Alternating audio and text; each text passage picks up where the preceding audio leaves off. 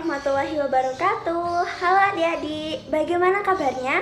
Semoga tetap semangat ya. Di video kali ini kita akan belajar tentang aljabar SMA kelas 10. Nah, materi yang akan kita bahas adalah yang pertama ada eksponen dan logaritma, yang kedua ada persamaan dan tidak persamaan linier mutlak. Nah, sebelumnya mohon maaf ya karena mungkin videonya ini cahayanya kurang terang, jadi mohon dimaklumi ya. Tapi semoga aja jelas. Oke, yuk langsung aja kita mulai. Nah, yang pertama kita akan belajar eksponen dan logaritma. Baik, nah sekarang kita mengetahui dulu apa itu eksponen. Nah, adik-adik ada yang tahu nggak eksponen itu apa? Jadi, eksponen adalah suatu bentuk perkalian dengan bilangan yang sama, kemudian diulang-ulang. Ya, semacam perkalian yang diulang gitu adik-adik.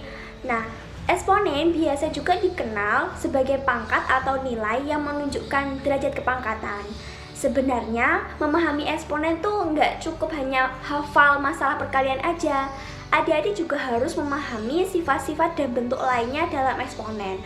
Oke, sebelum kita ketahui apa aja sifat-sifat eksponen itu, ayo kita ketahui dulu bentuk umum eksponen. A pangkat N sama dengan A kali A kali A sampai kali A. A dikali sebanyak N faktor. Nah, A di sini sebagai bilangan pokok atau basis dan N-nya sebagai besar pangkat. Setelah mengenal bentuk umum, mari kita lihat inilah sifat-sifat eksponen. Bisa dilihat ya.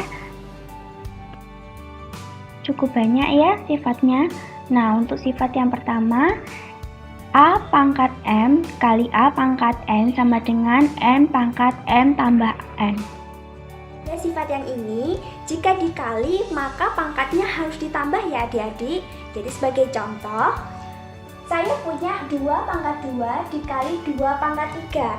Nah, jika ini A-nya sama, tinggal dijumlahkan aja kalau perkalian. Jadi 2 ditambah 3 hasilnya 2 pangkat 5.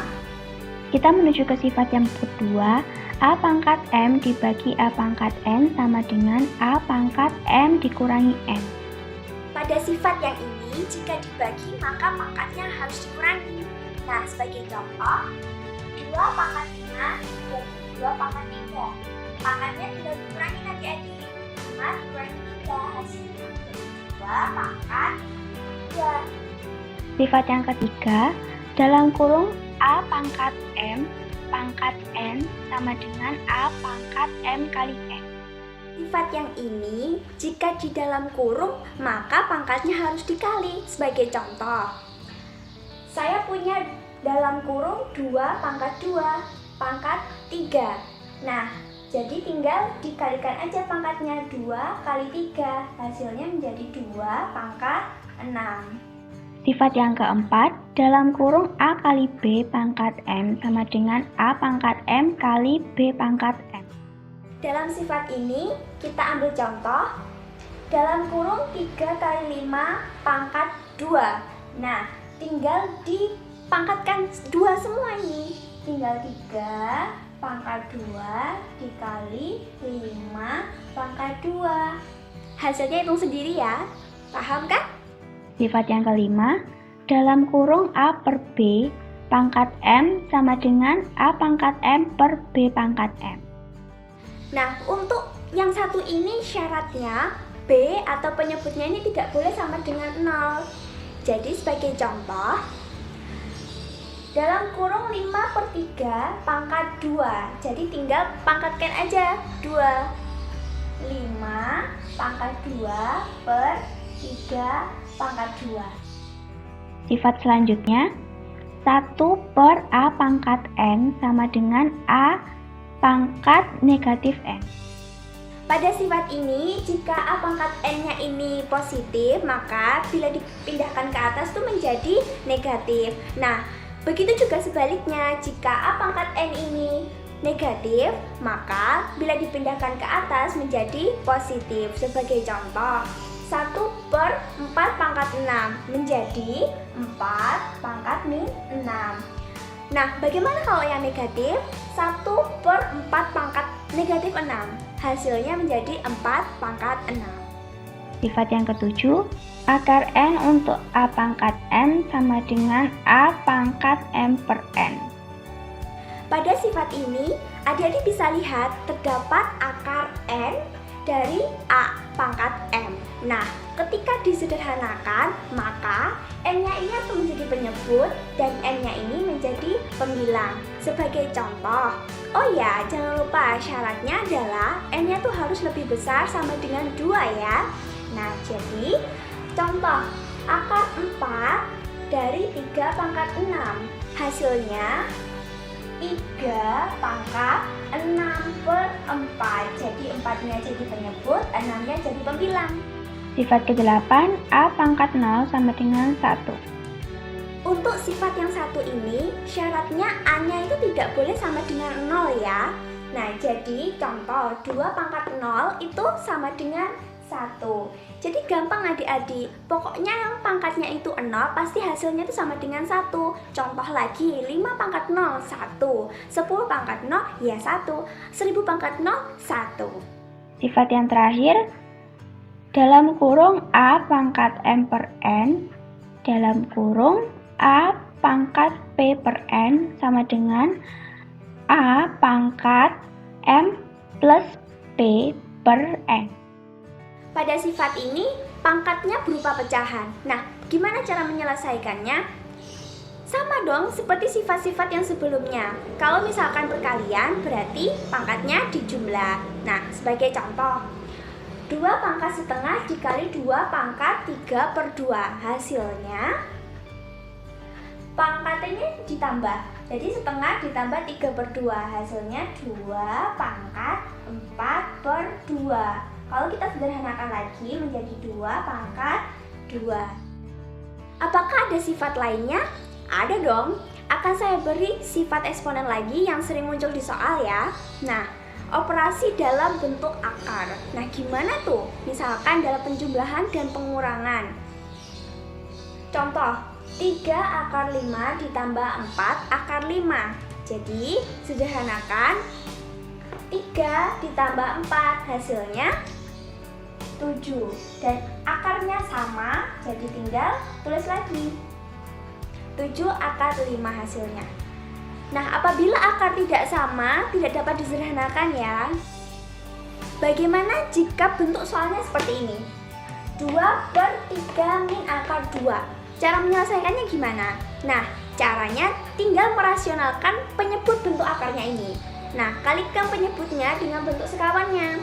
Nah, sekawannya dari 3 min akar 2. Berarti kan 3 plus akar 2. Nah, jadi 2 per 3 min akar 2. Kalikan dengan sekawannya. 3 ditambah akar 2 per 3 ditambah akar 2. Hasilnya 2 dikali 3, 6. Ditambah akar 2 per 3 kali 3, 9.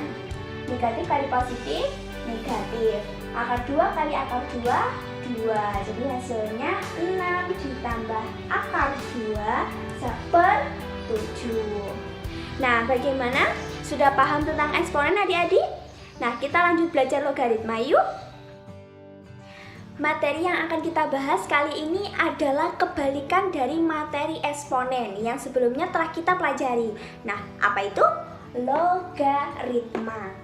Nah, kalau di eksponen adik-adik disuruh mencari hasil pangkat, maka kalau di logaritma adik-adik akan menentukan besar pangkat. Jadi, logaritma itu apa?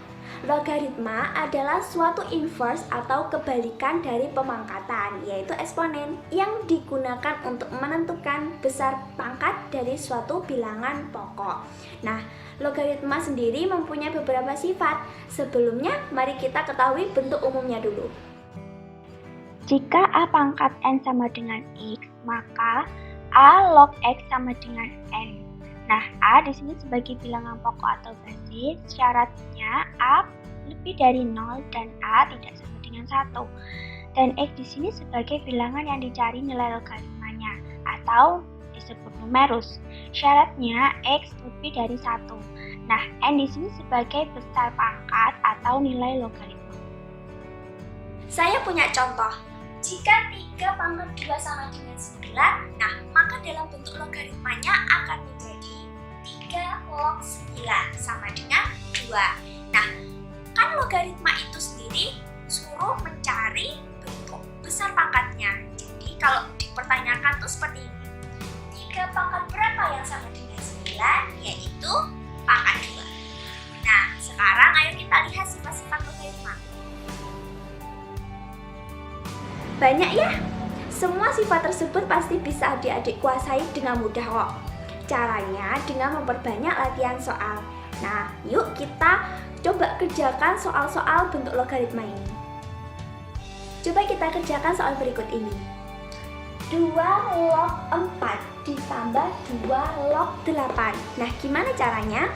Hal pertama yang harus kita lakukan adalah cek basisnya. Basisnya itu yang mana sih? Jadi, angka sebelum log ini adalah disebut basis.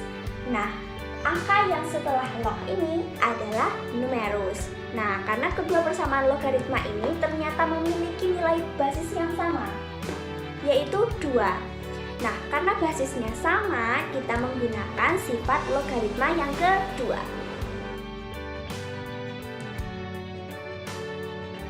Sehingga 2 log 4 ditambah 2 log 8 hasilnya 2 log 4 dikali 8 yaitu 32. Nah, ingat tujuan logaritma adalah mencari pangkat. Jadi 2 pangkat berapa yang hasilnya 32? Yaitu jawabannya 5. Kerjakan soal lagi ya. 8 log 32. Nah, soal nomor 2 ini kita tidak bisa langsung mengerjakannya ya pasti. Karena adik-adik pasti akan bingung untuk mencari nilai pangkat dari 8 yang hasilnya 32. Lalu bagaimana? Kalau kita perhatikan soalnya dengan jeli ini, 8 ini merupakan hasil pemangkatan dari 2 pangkat 3. Sedangkan 32 ini adalah hasil pemangkatan dari 2 pangkat 5. Jadi, ini dapat dikerjakan menggunakan sifat nomor 6. Jadi hasilnya berapa? Berarti 5 ini maju ke depan. 5 per, kemudian 3 ini dari atas ke bawah. 3 log. Nah, ini sisa 2, berarti 2 log 2. Begitu. Berarti 5 per 3, 2 log 2. Berapapun yang angkanya sama pasti hasilnya itu 1. Berarti 5 per 3 dikali 1 hasilnya 5 per 3. Bagaimana adik-adik? Sudah paham tentang logaritma? Baiklah, kita sudah belajar materi tentang eksponen dan logaritma. Agar lebih paham lagi, silahkan kerjakan soal-soal berikut ini ya. Baiklah, kita lanjut ke materi selanjutnya, yaitu persamaan dan pertidaksamaan linear mutlak.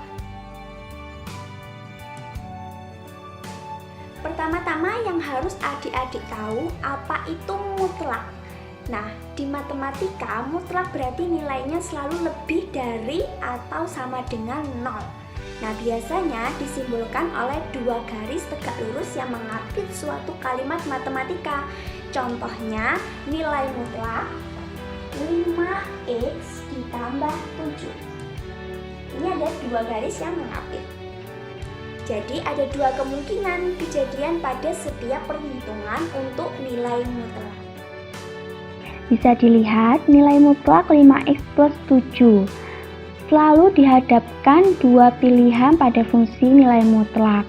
Jadi, bila kita pilih X sama dengan min 2, sehingga hasilnya seharusnya negatif, maka nilai mutlak 5X plus 7 sama dengan 3. Dan bila kita pilih X sama dengan 2 sehingga hasilnya positif, maka nilai mutlak 5X plus 7 sama dengan 17. Nah, kesimpulannya bahwa fungsi nilai mutlak ini hasilnya selalu positif, walaupun salah satunya hasilnya negatif. Nah, karena ini fungsi nilai mutlak, jadi diingat hasilnya selalu positif dan selalu dihadapkan dengan dua pilihan atau dua kemungkinan. Setelah memahami apa itu fungsi nilai mutlak, nah kita perlu memahami juga tentang perbedaan persamaan dan pertidaksamaan linier. Nah, yang pertama kita bahas yaitu persamaan linier. Persamaan linier adalah persamaan yang mengandung variabel perpangkat 1. Adapun bentuk umum dari persamaan linier, AX plus B sama dengan C. Nah, A di sini tidak sama dengan 0, A, B, C elemen dari R. Nah, sebagai contoh, 3X plus 4 sama dengan 1. Nah, kita lanjut ke sifat persamaan liniernya. Adapun sebagai berikut, sifat persamaan linier. Nah, yang pertama, suatu persamaan tidak berubah nilainya jika ditambah atau dikurang dengan bilangan yang sama. Dan yang kedua, suatu persamaan tidak berubah nilainya jika kedua ruas dikalikan atau dibagi dengan bilangan yang sama. kemudian ada pertidaksamaan linier. Apa itu pertidaksamaan? Jadi pertidaksamaan adalah kalimat terbuka yang menggunakan tanda kurang dari, lebih dari, kurang dari sama dengan, atau lebih dari sama dengan. Adapun sifat-sifat dari pertidaksamaan sama halnya dengan sifat persamaan, yaitu Yang pertama, jika suatu pertidaksamaan tidak berubah nilainya jika ditambah atau dikurang dengan bilangan yang sama. Dan yang kedua, jika suatu pertidaksamaan tidak berubah nilainya jika kedua ruas dikalikan atau dibagi dengan bilangan yang sama. sudah paham semuanya ya? Baiklah, kita masuk ke persamaan linier yang melibatkan nilai mutlak. Nah, kita lihat soal cerita berikut ini. Seorang karyawan di suatu perusahaan akan memperoleh kenaikan gaji karena telah berprestasi. Perusahaan menerapkan aturan bahwa penyimpangan gaji karyawan dengan pangkat atau jabatan sama adalah 500.000. Jika gaji karyawan tersebut mula-mula 3 juta, tentukan gaji terendah dan gaji tertinggi karyawan berpangkat sama dengan karyawan yang memperoleh kenaikan gaji. Kita misalkan terlebih dahulu, misalkan X-nya ini mewakili gaji tertinggi atau terendah, atau simpangan paling jauh karyawan perusahaan dalam satuan rupiah. Nah, persamaan nilai mutlak yang mewakili permasalahan tersebut adalah nilai mutlak X min 3 juta sama dengan 500.000. Nah, bagaimana langkah-langkah penyelesaiannya? Ada dua kemungkinan, yaitu X min 3 juta atau min dalam kurung X min 3 juta. Jadi min sama positifnya gitu. Nah, kemungkinan-kemungkinan ini yang akan menentukan gaji terendah dan tertingginya. Untuk kemungkinan yang pertama, X min 3 juta sama dengan 500.000 didapat X-nya 3.500.000. Nah, untuk kemungkinan yang kedua, min dalam kurung X min 3 juta sama dengan 500.000. Nah, min-nya ini dipindah luaskan menjadi X min 3 juta sama dengan min 500.000, didapat X-nya sama dengan 2.500.000. Nah, kita lihat di sini gaji terendahnya dan gaji tertingginya tuh yang mana? Kalau dilihat dari uangnya sih, dari nilainya ini, gaji tertingginya adalah 3.500.000. Nah, untuk gaji terendahnya yaitu 2.500.000. Persamaan linier mutlak sudah. Nah, sekarang kita menuju ke pertidaksamaan linier mutlak. Nah, kita lihat contoh soal cerita berikut ini. Diketahui jarak rumah Bella ke toko buku lebih dari 3 km dan jarak rumah Bella dari sekolah yaitu 10 km. Di mana letak toko buku itu bila dihitung dari sekolah? Pada soal ini pengerjaannya sama seperti persamaan linier mutlak tadi. Nah, jadi persamaan nilai mutlak yang mewakili permasalahan tersebut adalah nilai mutlak X min 10 lebih dari 3. Nah, seperti biasa ada dua kemungkinan. Kemungkinan yang pertama, X min 10 lebih dari 3. Didapat hasilnya X lebih dari 13. Kemungkinan yang kedua, min dalam kurung X min 10 lebih dari 3. Nah, minnya ini dipindah luaskan menjadi X min 10 kurang dari min 3. Jadi tandanya ini berubah. Nah, didapat hasilnya X kurang dari 7. Jadi kemungkinan jawabannya adalah letak toko buku lebih dari 13 km atau kurang dari 7 km dari sekolah. Ingat ya adik-adik, pada pertidaksamaan tanda lebih dari akan berubah jadi kurang dari. Dan begitu juga sebaliknya jika tandanya negatif berpindah sisi. Baiklah, bagaimana adik-adik sudah paham materi tentang persamaan dan pertidaksamaan linier mutlak yang sudah kita pelajari? Agar lebih paham lagi, silahkan kerjakan soal-soal berikut ini ya. Itulah adik-adik materi yang telah kita pelajari kali ini. Sekian dulu ya dari saya, semoga video ini bermanfaat. Kurang lebihnya mohon maaf. Sampai jumpa di lain hari. Bye-bye. Wassalamualaikum warahmatullahi wabarakatuh.